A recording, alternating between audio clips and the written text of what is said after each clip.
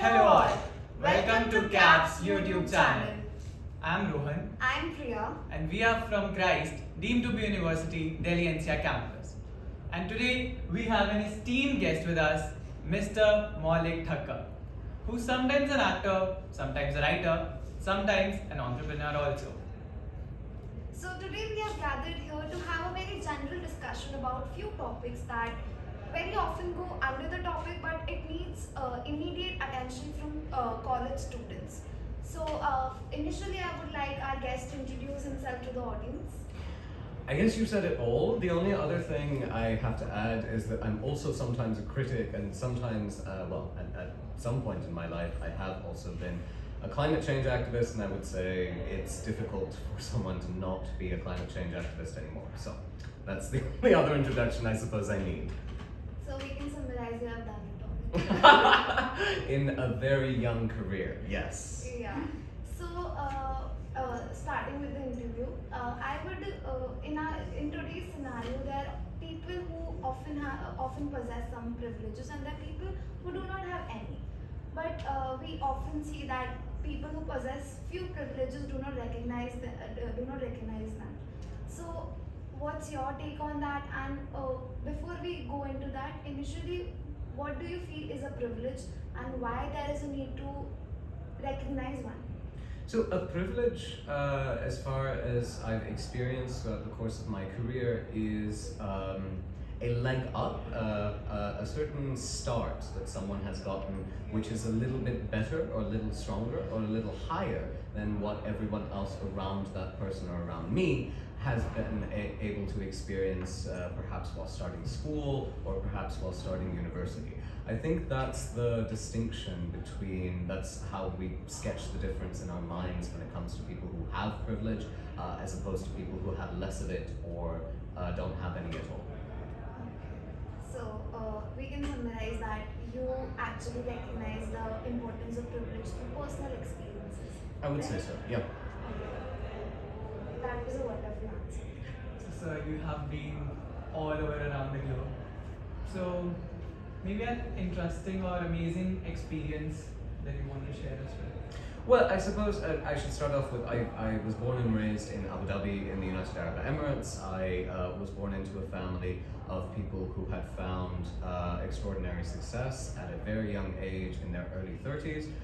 This is not something that is afforded even to members of the South Asian diaspora who live in the Persian Gulf. In many, many instances, 4 out of 5 people don't have the sort of success that my parents had. This automatically, when I was born, gave me a lot of what I would call unearned privilege.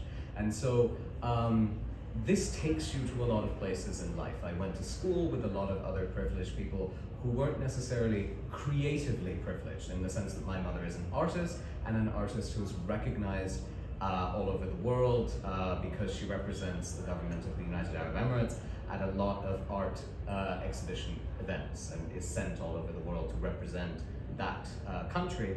And in the medium, I have to say, of Mehndi, of henna, which is a developing medium for art in the United Arab Emirates. When I went to university, I had many, many choices, again, that were not available to a lot of other members of the South Asian diaspora who were raising children in the United Arab Emirates. So this is something that characterizes or sort of shapes the way in which I approach your question. My experience is driven by things that I wouldn't say I had done very much to feel like I merited somehow. It was a lot of privilege that was given to me by my family, by the circumstances of my family. I worked very, very hard as a student because I felt like I needed to justify to myself that I had these privileges. Even though it took me a very long time, I think it was 19 before I really started to reflect on the fact that the reason I worked so hard had a lot to do with this idea that I didn't understand why there were not a lot of other South Asian faces in my classes. There was one other person who was South Asian. So I felt like I needed to justify being in those spaces, being in those rooms, And so I was very good at English literature, in fact, much better than all of the white faces in my classroom. And when they needed help with their homework, they would come and see me, which felt like a lot of validation for the work that I was doing. And I guess, I don't know what else to say about that. My experiences are colored by wanting to be singularly excellent when it comes to theater, when it comes to performance, when it comes to understanding human geography and the way in which human beings exist on this planet of ours. I think that passion is never incompatible with an understanding of the privileges that we enjoy as people, as students, or as working professionals in the workplace. And I think we all have something to say about that when we sit around a table like this and we're able to talk about it. As you mentioned in your answer, you tried to justify, you worked hard as a student to justify something. So that justification was, you were justifying yourself or the society or your parents. Who was the person you were justifying to? I think it started out with justifying it to myself when I was younger, when I was 11, when I was 12. I think eventually, before that, I think there was a time when it was all about why my parents wouldn't necessarily spend time with me, although that is a much longer story about how relationships as adults sometimes disintegrate when you suddenly become parents and are not very prepared for the experience of raising a child. Especially when, in my parents' case, they put off having a child for the first 10 years of their relationship until they were in their mid-30s/early 40s, because they didn't feel like they were the right people to be bringing a child into this world, which is not thinking that a lot of parents normally do, and it certainly wasn't when they were doing this thinking in the 1980s. I also felt like I needed to justify being there to my teachers when I was a teenager. And I think that experience involved getting them to adore me, because my parents did not spend a lot of time with me or come to school events. And so I think that learning about that and reflecting on it as an adult, even right now, I'm talking about events that were 15, 16, 17 years ago, it's illuminating how much I've grown as a human being, because now I don't feel the need to justify my existence or my privileges anymore. I feel like I've come to a place where I'm okay with being in a space inspiring other people who have perhaps had fewer privileges than myself, or have had no privileges at all, and I'm okay with being in their space on their terms to be able to do that, while still being able to bring all of me to be able to share some of the opportunities to voice the concerns, fears, and aspirations that other people around me, people of a younger generation perhaps, have about life in a world that is dramatically changing because of the climate emergency. So are there any privileges that we are not very thankful for in today's era? You want to say something about it? So I think the thing that we don't do about privileges is that when we walk into a classroom for a particular purpose, or when we walk into a meeting or conference for a particular purpose, we don't begin that conference by checking in our privileges, by naming them actually, in a quick fire round table round, for example. When we don't recognize that me, for example, being someone who is male, and visibly so, I sometimes grow a mustache, sometimes I don't, but I am usually clean shaven, but I have this very I have this voice, and I sound like someone who is identifiably and recognizably male.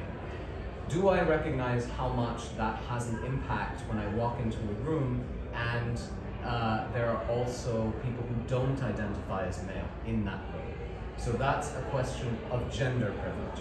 I am a queer person, yet I am straight passing. I have something called passing privilege, because when I walk into a room, it isn't the most immediate thing that people notice about me, this idea that my orientation happens not to be what society assumes to be the default, which is to say heterosexual. I also have the privilege of knowing that I have a lot of compounded privileges when I walk into a room, so I'm usually unafraid to speak my mind.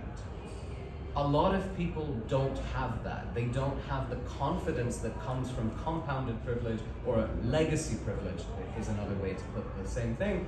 And that is another thing that needs to be checked in when you're walking into a room where there may be and should be many, many people of differing amounts of privilege in that room to voice their concerns, their opinions, and their ideas about whatever the purpose of that meeting is. So how do you think so that one can build that confidence of being their own selves?